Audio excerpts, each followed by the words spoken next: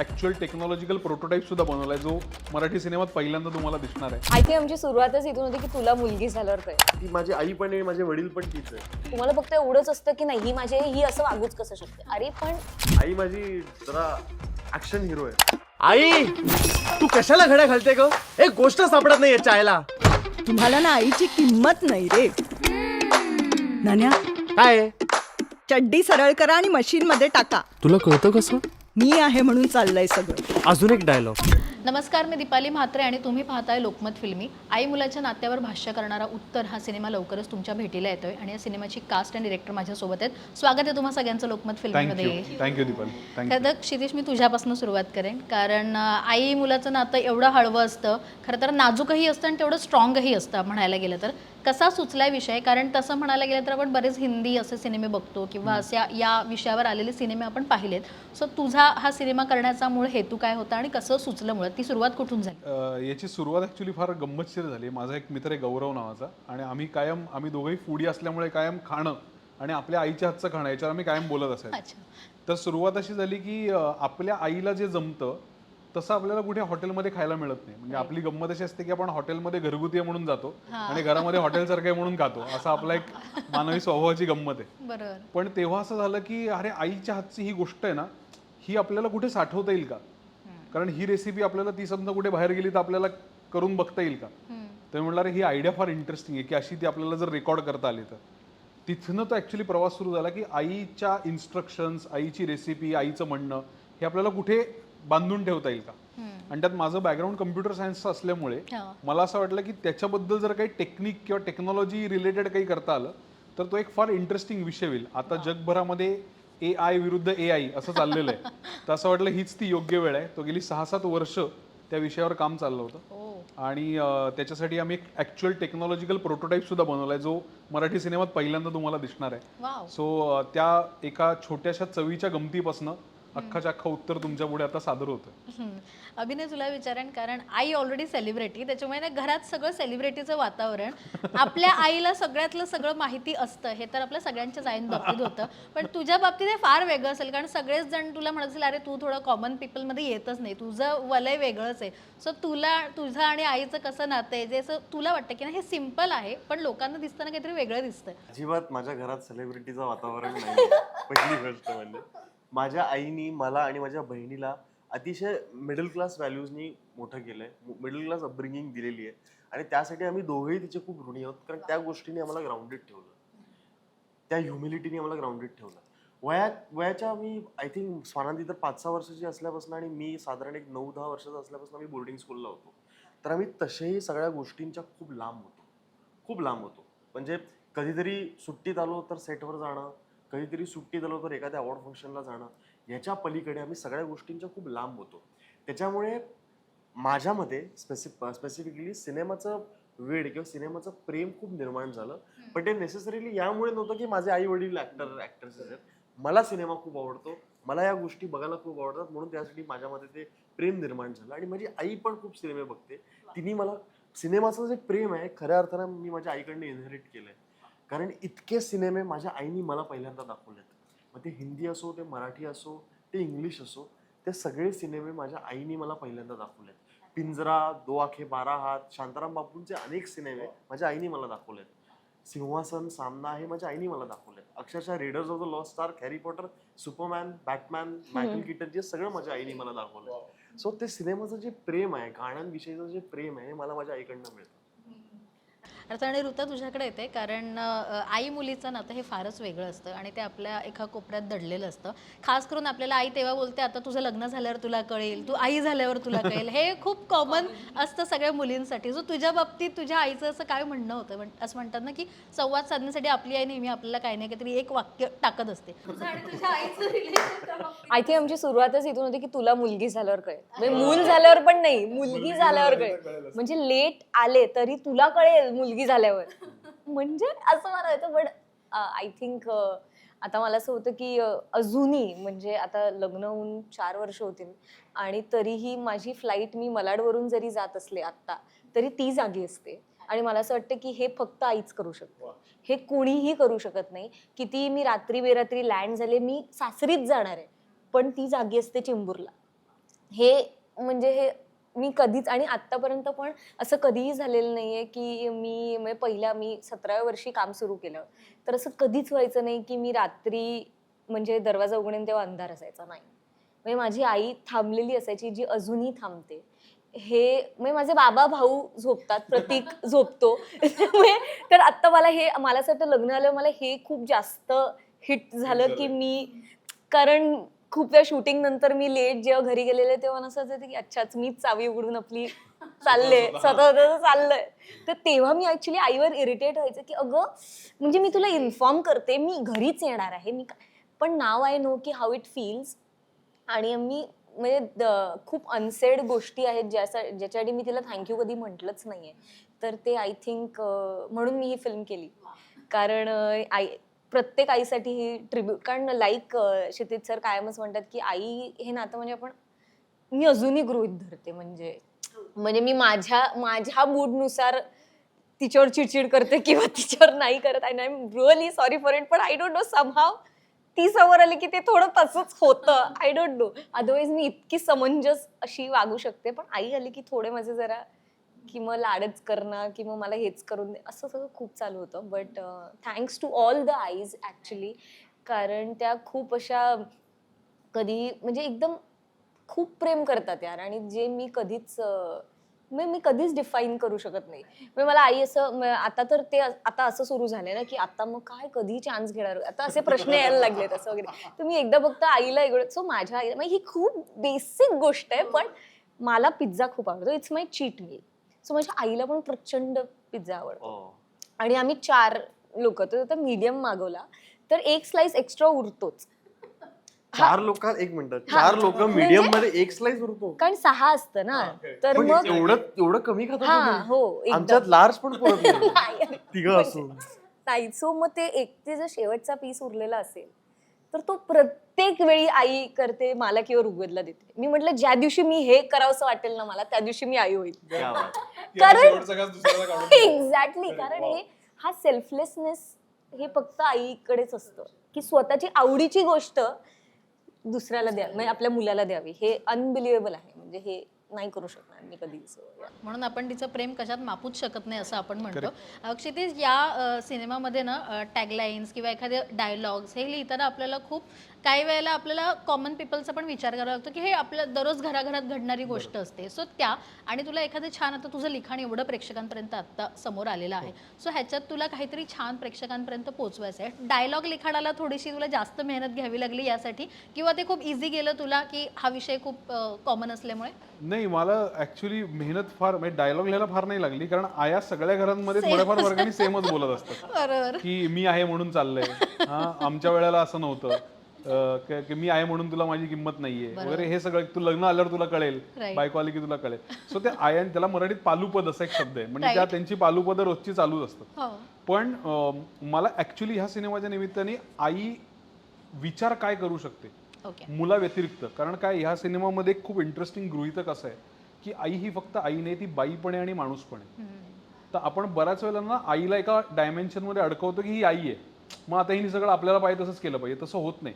ती तिची एक इंडिपेंडंट व्यक्ती आहे बाई म्हणून, आणि एक माणूस पण आहे. तिलाही तिच्या आवडीनिवडी आहेत, गरजा आहेत, तिचं म्हणणं आहे, तिचं अस्तित्व आहे. त्याचा विचार मी ऍक्च्युली सिनेमा लिहिता करायला लागलो, आणि त्यांनी माझ्या आणि माझ्या आईच्या नात्यामध्ये खूप सुलभता आली, खूप छान गोष्ट आली. आणि जे कदाचित मी 30-35 वर्षात समजू शकलो नव्हतो ते मला ह्या सिनेमा लिहिल्यानंतर समजायला मदत झाली. सो माझ्यासाठी हा खूप जास्त महत्त्वाचा सिनेमा आहे, कारण ज्यांनी तुमचं नातं एक अंशाने का होईना सुधारायला मदत होते, ती कलाकृती तुमच्यासाठी कायम महत्त्वाची असते.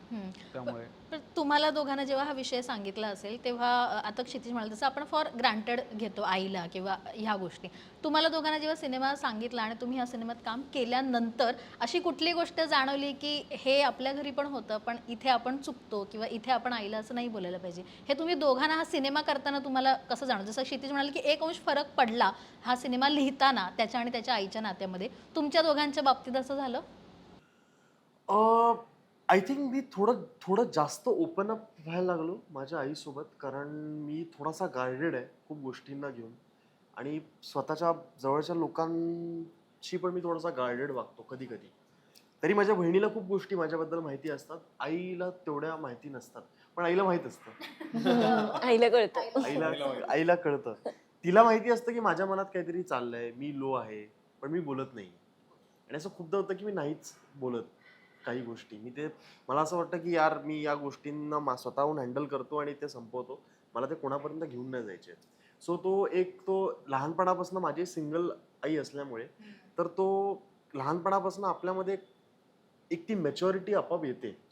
आपण उगाच मोठे वागायला लागतो. आपल्याला सतत सगळ्यांसमोर मोठं दिसायचं असतं, कारण आपल्याला सतत सांगितलं जातं की या घराची जबाबदारी तुझ्यावर पडणार आहे. या सगळ्या गोष्टी आहेत. माझ्या आईने कधी ती पडू दिली नाही किंवा त्या जबाबदारीचं मला कधी असं ओझं दिलं नाही, प्रेशरही आणलं नाही. कारण ती स्वतःच खूप काय म्हणतो स्ट्रॉंग आणि लेवल हेडेड आहे. ती स्वतःच खूप गोष्टी, ती माझी आई पण आहे, माझे वडील पण तीच आहे. त्यामुळे तिने ते प्रेशर कधी जाणवून दिलं नाही माझ्यावर. बट आय फील तो डिस्टन्स कुठेतरी जो आमच्यामध्ये होता थोडासा, आत्ताच्या काळामध्ये कामामुळे फिजिकल डिस्टन्स खूप होता, पण तो इमोशनली आम्ही अजून जास्त जवळ जाऊ शकलो एकमेकांच्या. वा, ऋता तुझ्या बाबतीत असं काही घडलं? तू मगाशीच असं म्हणालीस की एक तर आई मुलीचं नातं हे खूप ट्रिकी आहे. म्हणजे मी आणि आई आम्ही तर म्हणजे कम्प्लिटली नॉर्थ साऊथ आहोत जरा. पण over the years I have realised, जसं क्षितिज सर म्हणाले की समहाव ना मला तो थर्ड पर्स्पेक्टिव्ह आलाय, जिथे फक्त माझी आई नसून तिला तिचं एक आयुष्य आहे. ती एक मुळात आई नंतर आहे आणि एक ह्युमन म्हणून तिचे काही कॅरेक्टरिस्टिक्स आहे, ते मी आत्ता एक्सेप्ट करायला लागले की ओके ती अशा पद्धतीने रिॲक्ट करू शकते, ठीक आहे, okay. I think I have become more forgiving towards my mother. जे मला असं वाटतं की तुम्ही फक्त तेव्हा जेव्हा आई म्हणून बघता ना, तेव्हा तुम्हाला काहीच म्हणजे सगळेच वेज बंद होऊन जातो. तुम्हाला फक्त एवढंच असतं की नाही ही असं वागूच कसं शकते. अरे पण म्हणजे ॲज अ ह्युमन ती कोणाची तरी बहीण आहे, मुलगी आहे, स्वतः एक बाई आहे, म्हणजे एक मुळात एक ह्युमन आहे जिचे काही पैलू असू शकतात, जे ओव्हर द इयर्स आत्ता म्हणजे तिशीत मला हे जाणवतंय की थोडं मे बी ती सुद्धा पहिल्यांदाच आई झाली होती जेव्हा मी जन्माला आले होते, because I am the first child. तर थोडं आय शुड हॅव बीन, जसं मी तिला म्हणते की ती खूप स्ट्रिक्ट होती माझ्या बाबतीत कायम, तसं मी पण खूप तिच्याशी थोडं प्रेमाने अजून वागायला हवं होतं. आणि डेफिनेटली ही फिल्ममध्ये जे निनाद आणि आईचं नातं आहे, शिप्रा खूप ते थर्ड पर्स्पेक्टिव्हने बघतेय आणि ती तिच्या आयुष्यात ते मिस करते actually. So it is always sed ना की the grass is always greener on the other side. तर ते तसंच आहे की समहाव आय फील की तुम्हाला को एक्झिस्ट व्हायचंय. कुठे ते प्रत्येक तुम्हाला कुठेच तुम्हाला 100 पैकी 100 मिळणार नाही, पण तुम्हाला तुमची माणसं फाइंड आउट करायची आहेत आणि थोडं जास्त फॉरगिव्हिंग व्हायचंय. तर ते मला असं वाटतं की ओव्हर द इयर्स माझ्या लक्षात आलं आणि ते तुमच्यासाठीच खूप सोपं बनून जातं आयुष्य. कारण आणि सिमिलर आहे इनफॅक्ट, कारण आपण आपल्या आईला पेडेस्टल वरती ठेवतो हो, आणि एक्झॅक्टली. आपण असं समजत असतो की आपली आई कधीच चुकू चुकूच शकत शकत नाही. ती चुकली तर आपल्याला असं वाटतं की आपलं सगळं जग हलतं, की चुकू कशी शकते. मग आपण तिला ब्लेम करतो त्या गोष्टींसाठी, कारण आपल्याला असं वाटत असतं आपण तिला ह्युमनच कन्सिडर करत नसतो. कारण आपलं व्हॅलिडेशन, आपली मोरॅलिटी ही आपल्याला आपल्या आईकडनं मिळते. डेफिनेटली. त्यामुळे ते आई, आणि अगेन मी पण तसंच समजायचो, पण माझ्या आईमधली ह्युमॅनिटी ओळखायला मला उत्तरने खूप मदत करत. बरं, गाणंही खूप गाजतंय आई, आणि खरं तर आपण मदर्स डे आला किंवा आपल्या आईचं काहीतरी बर्थडे असेल तर आपण ना अशी गाणी शोधत असतो मदर्सशी रिलेटेड. सो हे गाणं माझ्यामध्ये आता खूप ट्रेंड होते. क्षितिज, काय सांगशील की खूप कनेक्ट वाटतंय लोकांना? नाही, आमच्या सिनेमात टोटल 3 गाणी आहेत. तर एक आम्हाला असं गाणं करायचं होतं जे मुलांकडनं आईसाठी आहे, एक गाणं जे आईकडनं मुलांसाठी आहे जे आता येईल, आणि एक तिसरं गाणं जे काही इंजिनिअरिंग स्टुडंटचं गाणं आहे. त्याच्यामध्ये फक्त इंजिनिअरिंगचे आवाज आहेत, 88 आवाज आहेत आणि त्याचं गाणं आहे. त्याच्यामध्ये सूर नाहीये, शब्द नाही, त्याला ASMR आता आपण ज्याला म्हणतो तसं ते गाणं आहे. सो असं ते आहे. आणि त्यातलं पहिलं गाणं राधिका भिडेने आता गायलंय. ती ही जेनझी आहे, ती ही त्या सगळ्या यंगस्टर्स मधली आहे आणि तिला सुद्धा ते गाणं खूप चांगलं हिट झालं. ती मला म्हणाली की मला खूप खूप इंटरेस्टिंग वाटली, ही फिलॉसॉफी इतक्या सोप्या शब्दात येते. आणि अमित राज आणि मी जवळपास 25 सिनेमे एकत्र केलेत आणि माझ्या पहिल्या फिल्मला तो असणारच होता. सो त्यामुळे त्यांनी हे गाणं केलं आणि खूप अमेझिंग रिस्पॉन्स आहे. व्हॉट्सॲपवर वगैरे सगळीकडे ते आता फॉरवर्ड्स आणि इकडे तिकडे फिरते. आणि मला तेच वाटतं की लोकांना आपलं नातं सेलिब्रेट करायला एक फक्त निमित्त द्यायला लागतं. बरोबर. इट इज जस्ट दॅट की तुम्ही तुमच्या गाण्यातनं कामातनं ते निमित्त द्या, लोक येऊन ते सेलिब्रेट करतात. आणि हो आई ही त्याची पहिली पायरी आहे. पुढचं जे आमचं गाणं आहे ते त्याची दुसरी पायरी आहे. आणि उत्तर हे त्याची तिसरी पायरी. पण क्षितिज, दिग्दर्शनात असं पदार्पण करताना तुझ्या डोक्यात खूप सारे विषय असतील किंवा म्हणतात की आपलं पहिलं पाऊल असणार किंवा पहिला प्रोजेक्ट असणार ॲज अ डिरेक्टर, सो तू छान चूज केला असेल किंवा खूप विचार केला असेल. तू म्हणालास की 6-7 वर्ष या सिनेमावर तू काम केलंस, सो हाच विषय हा तुझ्या पहिल्या डोक्यात आला की ह्याच्या आधी तू बरेच विषय चाचपडलेस आणि मग हा विषय निवडला? नाही, अजून 2-3 विषय होते माझ्याकडे, पण काय होतं बऱ्याच वेळेला ना, तुम्हाला ती गोष्ट सांगते की आत्ता माझी वेळ आहे, ओके. हे आत्ता करायला पाहिजे. म्हणजे ते इन्स्टिंक्टचा मुद्दा आहे की अजून 2-3 गोष्टी पण होत्या, कदाचित त्याच्यापेक्षा जास्त विकसित होत्या. ओके. पण मला असं वाटलं की सगळ्यात चॅलेंजिंग मला आत्ता काय आहे, जी गोष्ट करायला मी आत्ता घाबरतोय, तर ती ही गोष्ट आहे. कदाचित माझ्याकडे अजून ऑन्सेम्बल स्टारकास्ट असलेली किंवा अजून मोठा विषय असलेली किंवा अजून म्युझिकल असलेली पण गोष्ट तयार असेल, पण आत्ता मला स्वतःला चाचपडण्यासाठी किंवा पहिली उडी मारण्यासाठी मला सगळ्यात जास्त चॅलेंजिंग काय वाटतंय, तर 3च पात्र आहेत. टेक्नॉलॉजी आहे, असं एक पात्र आहे जे ह्युमन नाही आहे, आणि आई आणि मुलाची गोष्ट आहे. तर ही स्पेस माझ्यासाठी खूप चॅलेंजिंग होती, एक. आणि दुसरा महत्त्वाचा मुद्दा असा की तुम्ही आयुष्यात ज्या पद्धतीचं नातं जगता, त्या नात्यामध्ये बदल घडवण्याची क्षमता कुठल्या कथेमध्ये आहे, याचा पण मी नेहमी विचार करतो. तर ह्या कथेमध्ये ती क्षमता होती की मी माझं जर थोड्या अंशाने बदलू शकतो, तर कदाचित बघणाऱ्या खूप लोकांचं मी बदलू शकेन. या भावनेने उत्तरने मला निवडलं असं म्हणायला हरकत नाही. वाव.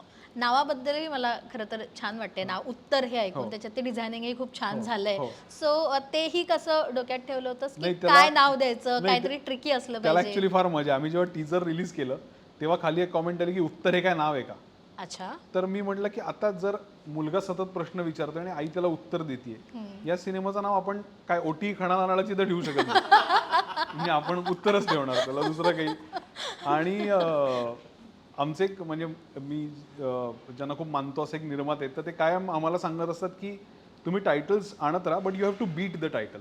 ओके. म्हणजे तुम्ही एक टायटल आणलं आणि ते चांगलं आहे, तर you have to come up with another title जे त्याला बीट करेल, त्याच्यापेक्षा चांगलं असेल. तसं उत्तरच्या बाबतीत खूप गोष्टींचा विचार चालला होता की हे करूया का, ते करूया का, बदलूया का. पण सगळ्यात शेवटी असं वाटलं फिल्म ज्याच्याबद्दल आहे ना, त्याच्याचबद्दल आपण लोकांना सांगितलं पाहिजे. आणि मला उत्तर हा शब्द मला स्वतःला खूप आवडतो, कारण लहानपणापासून आपण प्रत्येकजण उत्तरं शोधत असतो, आपल्याला प्रश्न पडत असतात, आणि प्रश्न आणि उत्तर हे आपल्या जगण्याचा अविभाज्य भाग आहे. तर त्यातलं उत्तर या शब्दामध्ये मला स्वतःला वजन पण चांगलं वाटलं. आणि दुसरं ते आईकडे असतंच, हा पण जो मुद्दा आहे तोही वाटला, म्हणून ते उत्तर असं आहे. आणि या सिनेमाचं नाव उत्तर आहे. काही लोकांना असं वाटतंय उत्तर आईला माहीत असतं असं नाव आहे, तर ते तसं नाही, म्हणजे UAMA असं नाहीये. तर उत्तर हे नाव आहे आणि आईला माहीत असतं ही टॅगलाईन आहे. वा, खूप सुंदर आहे. आणि रेणुकाताई आहेत खरं तर आईच्या भूमिकेत, आणि त्यांनी आधी असे सिनेमे केले ज्याच्यात त्या खूप छान सोज्वळ आईची भूमिका अशी त्यांनी केलेली आहे. काय वाटतं त्यांच्यासोबत एक काम करताना एक वेगळी गोष्ट, कारण आई म्हणून वेगळे म्हणजे ते पडद्यावर वेगळ्या असणार आहेत, पुन्हा कॅमेऱ्याच्या मागे त्या मैत्रीण म्हणून असतील, एक प्रोफेशनल अभिनेत्री म्हणून असेल, कुठलं नातं तुमच्यात छान जुळलं, आई मैत्रिणीचं का एक प्रोफेशनल अभिनेत्री म्हणून त्यांच्याकडनं खूप शिकायला मिळालं? हे दोन्ही नाती खूप छान प्रकारे जुळल्या त्यांच्यासोबत. कारण थोडीशी भीती होती मनामध्ये. ऑब्व्हियसली जेव्हा तुम्ही एखाद्या सिनियर ॲक्टरसोबत काम करताय, जे इतके अकम्प्लिश्ड आहेत, इतके कमाल ॲक्टर आहेत, ह्यांच्यासोबत जर तुम्ही काम करत असाल तर तुम्हाला थोडंसं दडपण येतच. पण रेणुकाताईंनी इतकं कम्फर्टेबल केलं मला तरी स्पेशली, तर त्यामुळे ते कम्फर्टेबल झाल्यामुळे आम्हा दोघांमध्ये एक छान रिलेशनशिप निर्माण झाली. आम्ही खूप गप्पा मारायचो. त्यांचं वाचन खूप उत्तम आहे, ते खूप छान लिहितात. तर त्यांच्याबरोबर आम्ही बसून बऱ्याच गोष्टींबद्दल बोलायचो. वर्ल्ड पॉलिटिक्स असो, जनरल गोष्टी असो, गॉसिप पण खूप करायचो. ती जुने किस्से पण मला सांगायची. त्यामुळे आम्हा दोघांमध्ये बॉन्डिंग खूप छान झालं आणि त्याचा उपयोग आम्हाला सिनेमात खूप छान झाला. कारण त्यांचा जो मिस्चिरियस स्पॉन्टेनियस नेचर आहे तो खूप छान वर्क झाला तिकडे.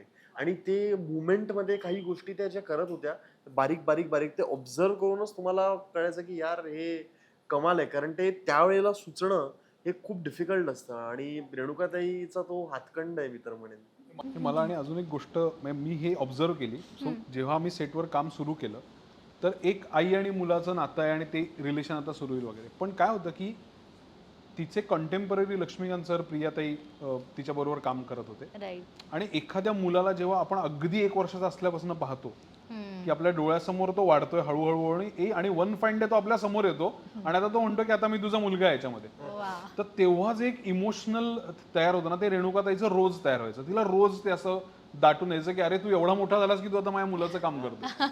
तर ती तिची जेन्युइन भावना होती. आणि रेणुकाताई आणि ऋतानी पण एका वेब सिरीज मध्ये काम केलं होतं याच्या आधी, त्यामुळे त्यांचं कॉम्बिनेशन खूप छान जमलं सेटवर.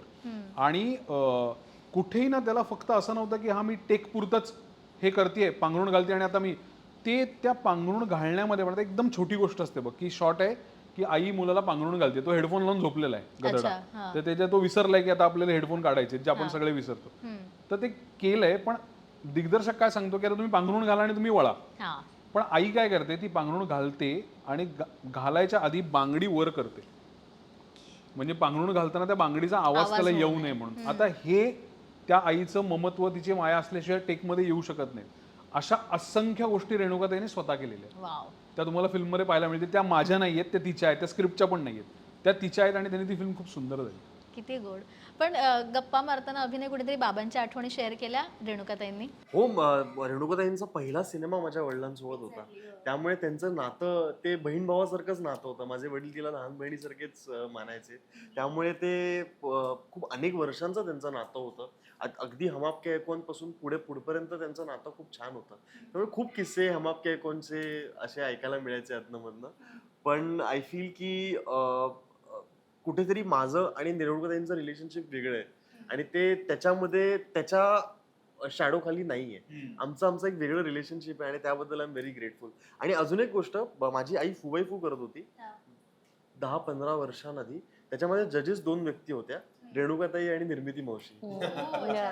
आणि मी त्यावेळेला सेटवर सतत भेटायला जायचो त्यांना. आणि तेव्हा आता एका वर्षात मी निर्मिती मावशी सोबत नाटक पण करतोय, रेणुकाताई सोबत मी सिनेमा पण करतोय, आणि आता ते दोघी एका सिनेमात माझ्या बरोबर आहेत. सो ते इतका हा सर्कल जुळून आलेला आहे, त्यामुळे इट इज व्हेरी नाईस. मस्त.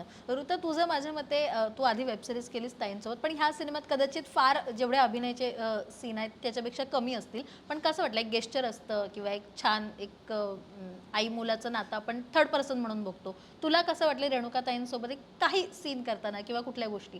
एक तर मी त्यांची खूप मोठी फॅन आहे. म्हणजे मला उत्तरमध्ये नसलं तरी मी त्यांच्या मुलीचं काम केलेलं आहे, तेव्हा मला अनबिलिव्हेबल वाटत होतं की ह्या माझ्या आई आहेत वगैरे असं. मला आईला अशी मला आईला मिठी मारायची हे पण मला वरून डिरेक्टर तो म्हणतो अगं आईला मिठी मारतात तशी मार, पण मला अनबिलिव्हेबलच वाटत होतं. पण लाईक आहे, म्हणजे शी इज अमेझिंग. म्हणजे ते ऍक्टर म्हणून तर खूप भारीच आहेत, आपल्याला माहितीच आहे. पण ऍट द सेम टाइम आपण इथं असं होतं ना की आपल्या डोक्यातनं आपल्याला ते ऑलरेडी आपण फॅन असतो, त्यामुळे आपण काहीतरी एक प्री कन्सिव्ह नोशन्स घेऊन जातो की यार हे असंच असणार आहे की असं.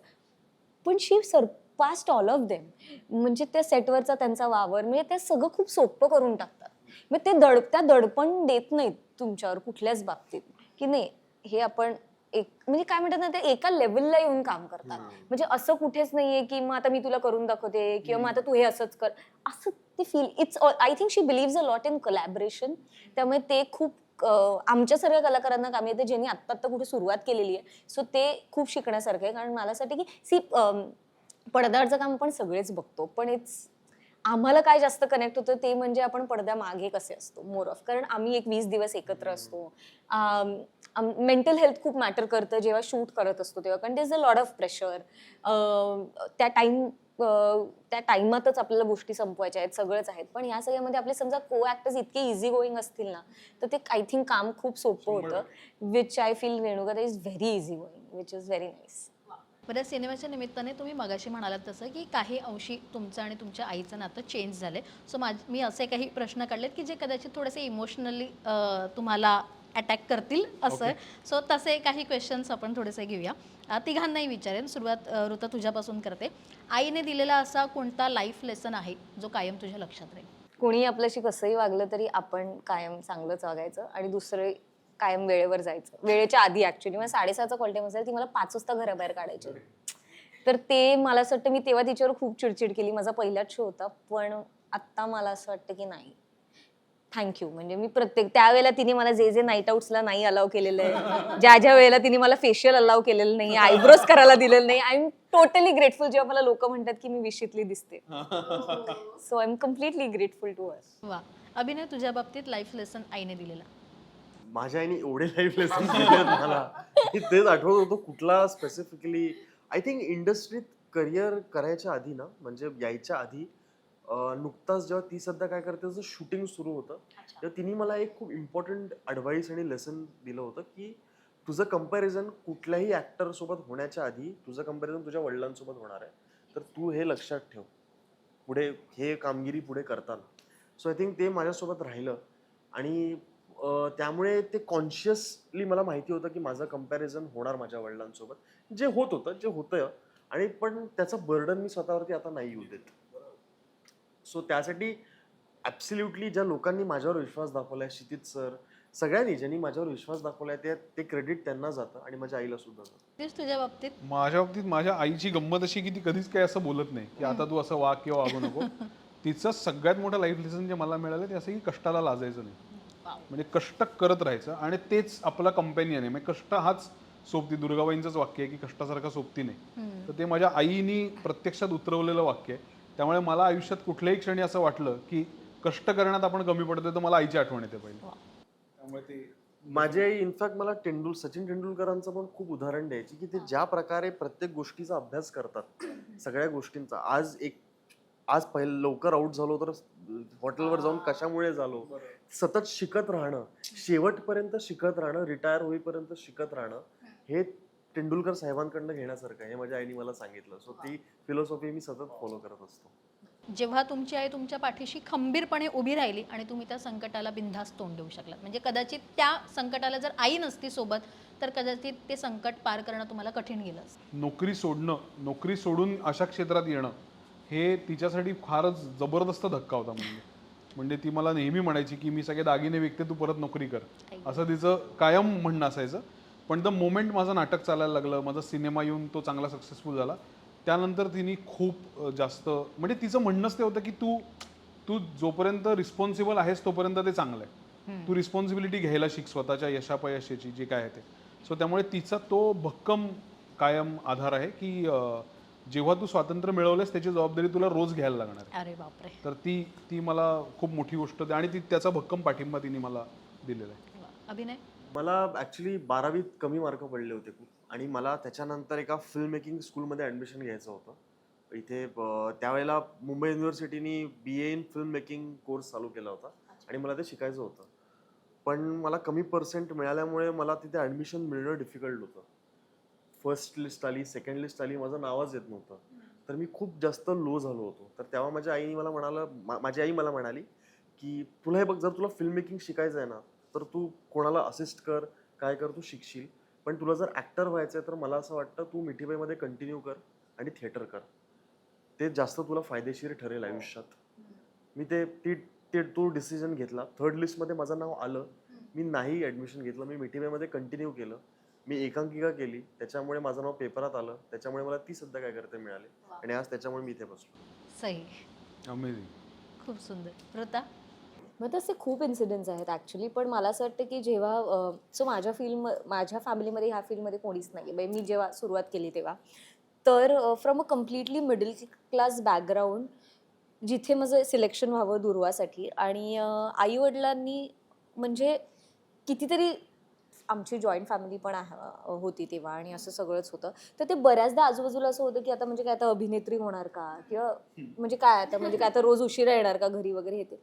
तर आणि आय रिमेंबर की मी रुयाची आहे, पण मी रुया नाट्यवाले वगैरे कधी काहीच केलं नाही. म्हणजे पहिली माझी मालिकाच सुरू झाली, तर मी ऑब्व्हियसली माझ्या अटेंडन्समध्ये फरक पडत होता आणि हे सगळंच. पण माझे बाबा म्हणाले होते की फेल होऊ नकोस, बाकी तू काही कर, कारण तू त्या दिवशी फेल होशील तुझं सगळं बंद, कारण ते इंजिनियर वगैरे VJTI वगैरे असे आहेत. तर म्हणजे म्हणजे साधारण की आता मुलगी डायरेक्ट, आणि मी I always been a good student. म्हणजे मी फर्स्ट इयर BMMला पण दुसरी होते वर्गात वगैरे असं. तर तेव्हा त्या टीचर असं माझ्या आईला म्हणाल्या की ती आत्ता चांगली दिसते वगैरे, म्हणून सगळं ठीक आहे, म्हणून आता तुम्ही हे सगळं अलाव करताय वगैरे हे ते, पण eventually she has to get back to her senses and do all that. तर माझ्याही तिथे त्यांना सगळ्यांसमोर म्हणाली की ते तुम्ही तिच्याशी बोला.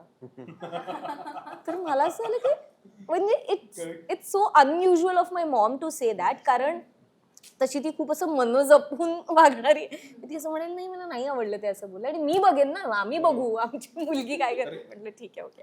सो अशा अनसेड आय थिंक त्यांनी खूप जे आमच्यापर्यंत पोहोचत पण नाही तिथे ते मे बी आमच्या बाजू आपल्या मागे पण आपल्याला खूप करेक्ट defend करत खूप खूप खूप डिफेंड करतात, जे खूप अमेझिंग आहे. या सिनेमात आता आम्ही टीझरमध्ये बघितलं की रेणुकाताई फोनवर बोलत असताना तो म्हणतो ठेवतो आणि मग रेणुकाताई म्हणते की अरे काय घाई झाली आहे. सो तसे ना आपल्या आईंची एक सवय असते. सो अशी कुठली सवय आहे तुमच्या आईची जी तुम्हाला वाटते की अरे ही सवय माझ्यातही असती तर बरं झालं असतं. आणि आपण थोडंसं ना ह्युमर बघतो. आता रेणुकाताईंचा तो ह्युमर दिसला त्याच्यात. आपल्या आयांमध्ये पण सिम्पल किती आपली आई असली, अशिक्षित आई असली, शिक्षित आई असली तरी एक ह्युमर असतो वेगळा. सो असं कुठला ह्युमर आहे तुमच्या आईमध्ये किंवा एखादं ह्युमरस वाक्य जे तुम्हाला असं त्यावेळेला तो मूड शांत करतं असं? माझ्या आईची एक फार खतरनाक सवय आहे, जी सवय फारच इंटरेस्टिंग आहे. समजा मी आता मुंबईत आणि ती पुण्यात आणि आमचा फोन चाललाय ना, तर फोन संपता ती असं म्हणते की हा देते हा बाबांना. आता मी म्हणलेलं नसतं की बाबांना दे, पण ती स्वतःहून बाबांना देते कारण त्यांना असं वाटावं की मी त्यांच्याबद्दल विचारलंय. वा, ती वा. दर वेळेला हे करते वा. आणि मी दर वेळेला तिला म्हणतो की हे तूच करू शकते. तर ते ना दोन लोकांना जोडण्याचं काम ती सतत करत असते. तर ते मला खूप म्हणजे मला ते इतकं कधी कधी इमोशनल पण करते की आपण काही विचारलेलं नसतं कधी कधी ऑब्व्हियसली विचारतो पण कधी नाही. आणि त्यांनी हा देते हा ते पण आहे तिकडे. तर त्यांना असं वाटतं हो मी विचारलंय आणि मी विचारलेलं नसतं. तर ती तिची फारच कमालीची सवय आहे. गोड गोड. अभिनय तुझ्या बाबतीत? Same actually. कुठल्या नातेवाईकाचा फोन वगैरे आला तर ती बोलते हा अभिनय पण इथेच आहे, हा देते हा फोन. आणि मला अजिबात इंटरेस्ट असं नाहीये, पेशन्स नसतात बोलायचे कारण इतकी वर्ष भेटलो नाहीये. अचानक फोनवर बोलणार तर ते आयांचा तो एक कॉमन असतं. पण एक क्वालिटी जी मला तिच्याकडनं घ्यायला खूप आवडेल तो तिचा जे एक निडरपणा आहे ना, ती भिडते डायरेक्ट जाऊन. ती कोणालाच घाबरत नाही. ती खूप निडर आहे. तर आय थिंक ती क्वालिटी माझ्यात अजून असती. थोडंसं अजून मी पण आहे निडर तसं नाहीये. पण मी असं पटकन असा हे ना रिॲक्ट नाही होत किंवा पटकन असा नाहीये. आई माझी जरा ऍक्शन हिरो आहे. तर ती ऍक्शन हिरोची जी क्वालिटी आहे ती मला नक्कीच आवडली असती. ऋता, मुलींना तर खूप ऐकायला मिळतात अशा ह्युमरस गोष्टी आईकडनं. आय नो पण नाही अगेन आय थिंक मला तिची एक क्वालिटी आहे जी माझ्यात थोडी कमी आहे मला असं वाटतं. म्हणजे मलाही फेलियरची डेफिनेटली भीती नाही आहे. म्हणजे मला असं वाटतं की मी कितीही वेळा झिरो होऊ शकते आणि कितीही वेळा उभी राहू शकते. मला त्याचं काहीच नाही आहे. पण त्या 0 to अगेन जर्नीमध्ये ना मी खूप वेळा क्रिप करते की अरे यार अरे ती क्रिबच नाही करत, ती खचतच नाही. म्हणजे समोरचा खचेल पण ती खचतच नाही, जे मला असं वाटतं खूप अमेझिंग आहे. म्हणजे कधीही काही असो शी इज एव्हर स्माइलिंग. तुला कळणारच नाही भेटल्यावर की तिच्या आयुष्यात किती प्रॉब्लेम्स आले. आणि माझ्या चेहऱ्यावर लिहिलेलं असतं. म्हणजे काही नसेल चालू तरी मी आपलं की अरे ऐक ना वगैरे. तर मला असं होतं की हा काय जो दे माझा असं. तर ते मला माझ्या आई वडिलांकडून खूप शिकायचंय. म्हणजे अमेझिंगली पॉझिटिव्ह आहेत ते. म्हणजे मला ते पॉझिटिव्ह असण्याचा राग येतो कधीतरी, एवढे पॉझिटिव्ह आहेत ते. सो या. जर तुम्हाला तुमच्या आईसोबतचा एखादा दिवस पुन्हा जगण्याची संधी दिली तर तो दिवस कोणता निवडाल आणि का? मी सांगतो, आजीबाईचा पहिला प्रयोग. माझी आई जेव्हा बॅकस्टेज भेटायला आली तर तिच्या डोळ्यात पाणी होतं माझा परफॉर्मन्स बघून. तेव्हा ती पहिल्यांदा आल्यावर मी तिला विचारलं अगं एवढं वाईट करतोय तर तिने फटका मारला मला. आय थिंक ती खूप प्राऊड फील करत होती कारण तिला अपेक्षित नव्हतं की मी स्टेजवर काय करणार आहे. ती काय आमच्या झिरो शोला पण आली नव्हती. तिने कधी रिहर्सलला पण तिने फार काय काम बघितलं नव्हतं. तो तिच्या मनात क्वेश्चन मार्क होता की अरे हा काय करणार आहे नेमकं स्टेजवर काय करतोय. पण ती इतकी ओव्हरवेल्म झाली पहिल्या अंकातच की ती आल्यावर ती अशी थोडीशी तिचे काय म्हणतो अश्रू होते डोळ्यामध्ये. पण ती शी वॉज व्हेरी प्राऊड. मला आईचा 60वा वाढदिवस तो जो दिवस आहे तो परत मला जमवून आणायला आवडेल. कारण त्यावेळेला नेमकं असं झालं की आधी असं ठरलं की एक सेरेमनी किंवा काहीतरी छान करूया. कारण बाबांचा 60वा वाढदिवस आम्ही खूप छान केला होता. अच्छा. आणि तिच्या वेळेलाच काहीतरी असं झालं की ते करता नाही आलं. ओके. तर ते मला कायम ती टोचणी आहे की तिने अनेक वर्ष लहान मुलांचा सांभाळ केलाय आणि ती सगळी मुलं आता पुढे जाऊन इंजिनियर डॉक्टर झाली आहेत, त्यांना मुलं झाली आहेत. सो असा एक तो मोठा परिवार आहे आमचा. तर मला काय असं वाटायचं की त्यांना एकत्र घेऊन ना एक असं छान गेट टुगेदर करूया जे तिने एवढी वर्ष सांभाळल्याचं एक त्याला छान हे मिळेल. तर मला तो दिवस परत एकदा नक्की आता पुढच्या वर्षी कदाचित तो प्लॅन आम्ही करू असं डोक्यात आहे. सो किती छान. ऋता? मला माझ्या लग्नाचा काळ आय थिंक जेव्हा माझं लग्न 18 मेला लग्न झालं ते 16, 17, 18 मे मला आय वॉन्ट टू रिलिव्ह. कारण एकतर त्याच्या आधी माझं खूप कायमच काम चालू असतं टचवूड. बट ॲक्च्युली 3 दिवस सुट्टी घेऊन मी घरी होते. तर मला असं वाटलं की मी फार वेळ घालवूच शकले नाही ॲज अ मुलगी आई वडिलांबरोबर. कारण मी खूप अर्ली एजमध्ये काम सुरू केलं. म्हणजे मी असं सतत आई वडिलांना म्हणते की Rigved is a better son than me being a good daughter. असं मला सतत असं होतं. तर मला असं वाटतं ते 3 दिवस आम्ही ॲज अ फॅमिली आणि युनिट म्हणून खूप एकत्र राहिलो. त्याच्यानंतर मग त्याच्या आधी पण मी वेगळी राहत होते, आत्ता तर ऑब्व्हियसली वेगळीच. तर ते मला I really want to relive. Okay. Wow. बरं, जाता जाता एक शेवटचा तुम्हाला एक टास्क देते, ते म्हणजे आत्ता तुम्हाला तुमच्या आईला एक फोन लावायचा आहे आणि जी गोष्ट तुम्ही आत्तापर्यंत बोलू शकला नसाल किंवा एखादी गोष्ट, आता तुमचा सिनेमा येतो हे तर तुमच्या आईंना माहितीच आहे, पण आत्ता एक गोष्ट जर त्यांना पटकन सांगायची असेल, बोलायची असेल, तर तुम्ही ती काय पटकन फोन लावून सांगाल? मी रिस्क घेणार नाहीये तिला स्पीकरवर ठेवण्याची, हो, कारण मी नाहीतर नाहीतर मला माहित नाही कुठली भाषा ऐकू येणार मला. याचं उचलेल की नाही मला ह्याच्यावरच डाऊट आहे. शूट मध्ये वगैरे. नाही, मी काय सांगू शकेन हे नक्की सांगू शकतो. हे नक्की सांगेन की ज्या ज्या गोष्टींचा त्याग तिने केला त्याच्याच पायावर हे सगळं आत्ता उभं आहे. आणि मला असं वाटतं ही पहिली फिल्म आहे. या फिल्मला आम्ही एक आयडिया पण आता करायचा आमचा विचार चाललाय, ते म्हणजे आपण बऱ्याच फिल्मला रेड कार्पेट पाहिलेलं आहे. हो. आमची अशी इच्छा आहे की या फिल्मला मॉम कार्पेट असावं वाव. आणि प्रत्येकाने आपल्या आईला घेऊन प्रीमियरला किंवा हा सिनेमा बघायला यावं. तर ही पहिली फिल्म असेल जेव्हा मी आईला माझ्या सोबत घेऊन येईल. तर ते सांगायला मी तिला असा फोन नक्की करेन की ह्या सिनेमाला तू तयार हो, आपण दोघं पहिले आपण दोघं जाऊ आणि मग बायको पण आहे आणि बाबा पण आहेत आणि भाऊ पण आहे, ते मागणं येतील, पण आपण पहिले दोघं जाऊया. सो हे नक्की सांगायला आवडेल. येस. आता या इंटरव्ह्यूच्या माध्यमातूनच तुम्ही सांगा, जर तुमची आई ही मुलाखत बघत असेल तर आता तुम्हीच सांगू शकता. की इतक्या काळात म्हणजे वडील गेल्यापासून आपण जे जे फेस केलंय, आय फील की मी प्रॉमिस करतो की पुढची जी काही वर्ष आपली एकत्र असतील त्याच्यामध्ये आपण छान जगायची आहेत आणि जे स्वप्न आपण एकमेकांसाठी बघितली आहेत ती पूर्ण करण्यासाठी पुरेपूर मेहनत करायची आहे. आणि या पुढचं आयुष्य पीसमध्ये जगायचं आहे, कारण गेली 20 वर्ष थोडीशी केओटिक होती आमच्यासाठी. सो आता जे पुढचं आयुष्य आहे, या पुढचं आम्ही तिघेही मोठे झालो आहोत, म्हणजे तिघं नाही दोघेही मोठे झालो आहोत. मी आणि सानंदी. त्यामुळे ती पण तिच्या एका करिअरच्या दिशेने चालली आहे, मी माझ्या दिशेने चाललोय.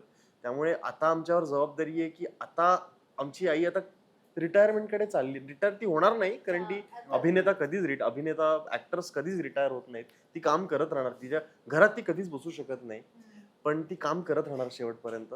सो माझी अशीच इच्छा आहे की तिने शेवटपर्यंत व्यवस्थित काम करत राहावं आणि त्यासाठी तिला जी मदत आहे, तिला जो आधार आहे, तुम्ही पूर्णपणे तिला सपोर्ट करेन. मला ऍक्च्युली आई बाबांना दोघांनाही हे सांगायचंय की खूपदा म्हणजे मला बऱ्याचदा असं होतं ना की पेरेंट्स होणं हा तुमचा चॉईस असतो, पण खूप वेळा असं सतत एक पेरेंट फिगर कडून असं बोललं जातं की हे मी केलं म्हणून तू हे करू शकतेस, हे मी केलं म्हणून तू हे करू शकतेस, किंवा हे तर जे माझ्या आईवडिलांनी कधीच केलेलं नाहीये.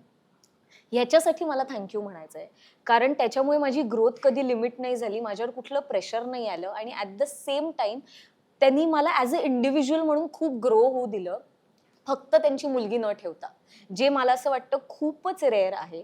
कारण एक सतत एक अथॉरिटी आपण थोडेफार मी जिथे बघितलेलं आहे तिथे ना सतत एक काही आईवडिलांना सांगायचं असतं की म्हणजे मी केलं म्हणून तुझं हे झालं, which I feel is it was your choice to become parents. आणि उद्या मला बाळ झालं तर हे मी कधीच नाही करणार. म्हणजे मला माझी समजा ह्या लेवलला आतापर्यंत मी पोचले तर तो इथूनच त्याची किंवा तिची सुरुवात होईल. विच आय फील की थँक्यू टू माय पेरेंट्स. काही त्यांचंही आयुष्य सोपं नव्हतं, नाही आहे, पण तरीही ते माझ्यापर्यंत ते कधीच पोचवत नाही. पण ॲट द सेम टाइम त्यांनी करेक्ट गोष्टींची मला जाणीव मला आहे, त्यांनी ती त्यांच्या पद्धतीने मला पोचवले, पण नॉट हे सेईंग की आत्ता आम्ही तुझ्यासाठी हे केलं तर तू माझ्यासाठी हे कर, जे विच आय फील की म्हणजे काही बांधिलकीच नाहीये त्या आमच्या रिलेशनशिपमध्ये, म्हणून अजून आम्हाला एकमेकांसाठी खूप करावं असं वाटतं, जे आय फील की आय एम रिअली ग्रेटफुल. वा, खूप छान वाटलं तुमच्याशी गप्पा मारून आणि सिनेमाच्या निमित्ताने तुमचं आईसोबतचं एक वेगळं नातं आमच्या समोर आलं. आणि कदाचित तुमचा जो आहे सिनेमाचा हेतू आहे की काही अंशी फरक हा सिनेमा बघितल्यानंतर प्रत्येकाच्या आई मुलाच्या नात्यामध्ये पडेल, तर तो सक्सेस होईलच. सिनेमागृहात थिएटरमध्ये हा सिनेमा आता येईलच 12 तारखेला तेव्हा. सो खूप खूप शुभेच्छा आहेत तुम्हाला आणि पुन्हा एकदा थँक्यू सो मच आम्हाला इतका वेळ दिला त्यासाठी. थँक्यू. आम्हाला जायच्या आधी तुला हा प्रश्न विचारायचा अरे बापरे. की तुला या माध्यमातून तुझ्या आईला काय सांगायला आवडेल? खरं तर खूप कठीण आहे. सध्या आत्ता मी ज्या फेजमध्ये जाते मला असं माझ्या आईला थँक्यू म्हणायचं प्रत्येक गोष्टीसाठी, कारण एका मुलीसाठी जर्नलिस्टचं करिअर करणं थोडंसं कठीण असतं. जेव्हा ऋता म्हणाली की मिडल क्लास फॅमिलीमधनं आपण येतो आणि आपल्या फॅमिलीमध्ये तसं कोणीच काही केलेलं नसतं, सो तसं करताना एक पाठिंबा जो आईचा लागतो, वडिलांचा लागतो किंवा मुळात घरच्यांचा लागतो, तो आईने दिला. रात्री रात्री उशिरा येणं जसं आता ऋता म्हणून मला खूप रिलेट होत होतं ॲज अ मुलगी म्हणून, की तिचं म्हणणं असतं तू आई झाल्यावर होईल, तू बायको झाल्यावर तुला हे सगळं कळेल, तू लेट घरी आल्यानंतर तुला हे सगळं कळेल. सो थँक्यू सो मच, माझ्या पाठीशी इतकी छान उभी राहिलीस आणि हा सिनेमा मीही बघेन आणि काही अंशी आपल्या नात्यातही फरक पडेल असं मला वाटतं. सुंदर thank you so much. Thank you so much thank you thank you thank you. Deepak thank you